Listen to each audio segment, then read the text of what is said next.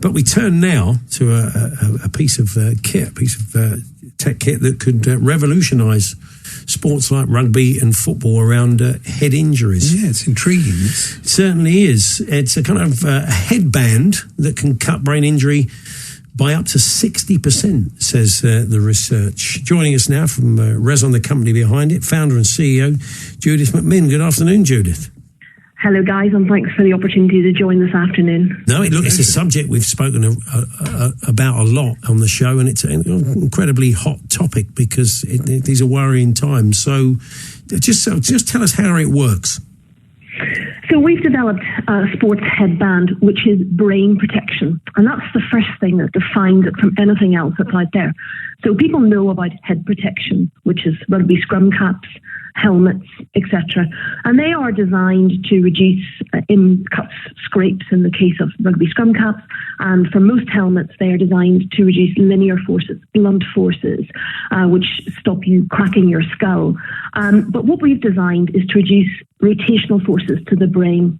Rotational forces rotate the brain. They come from angled hits, which are really common in sport. So head to ground, head to knee, head to post, head to ball. All of those have rotational forces which cause the brain to rotate inside the skull, brain cells to shear, blood vessels to tear. And what we designed is something to reduce those rotational forces from when they hit the head to when they enter, go through the skull and into the brain. And we've developed something that reduces those rotational forces by 60%. Wow, that's impressive. How long did it take to develop this?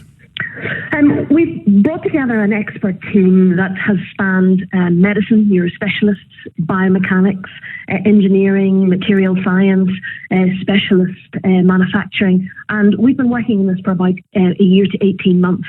But what really makes us quite special and what took some time was we are the only CE product, CE Category 2 personal protective equipment in the UK and Europe. So we actually spent quite a bit of time securing that to reach the international safety standards level. And as I say, that's very different from anything else that's out there. Scrum caps are not protective, they're not sold as pieces of protective, and helmets are sold mostly to reduce what are called these linear forces, these blunt forces, which they're tested for. And what we've developed is brain protection and reducing rotational forces. And it's these rotational forces that have caused the most damage to the brain and are the most common in sport, because balls don't come from the heavens, elbows don't come straight. It's all angle hits from head to ground, head to knee, head to post, etc. Have you shown your invention to the likes of Dr. Willie Stewart, people at the sort of forefront of the work around brain injury in sport? Yeah, we're working with the leading brain experts, the people who are actually being able to diagnose CT in the living. These are the people at the forefront around brain injury, and working with people that have CT and trying to halt and not only diagnose it, but try and halt and slow it down. And we've built an expert team, which includes experts here in the UK, the US, and Australia. And we've been, as I say, sharing that.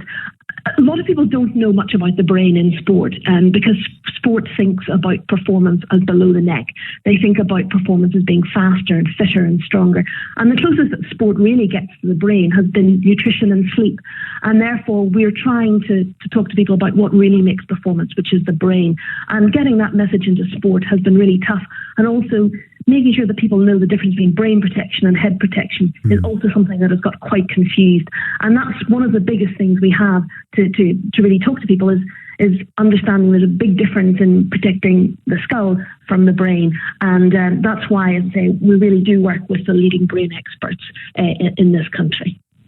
Have the players tried it, and has it been worn in matches? I suppose it's two different. I mean, we're talking about rugby and football, for example, Judith. I mean, obviously, it's impact protection in rugby. In football, you need to be effectively heading the ball while you're wearing it. I saw some of the guys from 442 road tested one of your the Rezon headbands, and they do look like a headband, effectively, slightly wider at the back. So, what's been the reaction to footballers wearing them?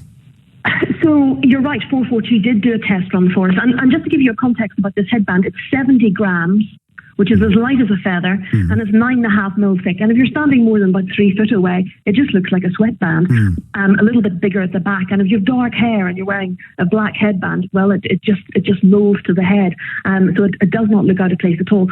But this is currently being worn in the US, Hong Kong, Australia, France, Spain. It's worn in rugby, football. It's in Premier League academies. It's in the Premiership level of rugby. It's in lacrosse, and it's in hockey at different levels, right through down to very grassroots level, where arguably, the people there have the least protection. They don't have the medics. They don't have the ability to even sideline assessment, etc., to be evaluated around any potential brain injury that they might suffer. So what we're doing here is giving everybody, regardless of your level and your sport, we're giving everybody the choice to protect their brain and ultimately protect their performance in sport and in life. Yeah, absolutely. Well, look, we wish you well with it. It's really good. Thanks very much for joining us, Judith. Thanks so much, guys. Thanks a lot. Bye-bye. Judith McMinn there from Rezon. It's Rezon. They cost £89.99. You just need a couple of early adopters, a couple of players. I mean, why wouldn't you really if the research is there to back it up? So, and it was Nathan Baker today having to stop playing the game, sad news, after a couple of concussions in October and November last year. And the long-term effects, and we saw the Alan Shearer programme, so we're aware of this. Yeah, okay, well, it's certainly worth checking out.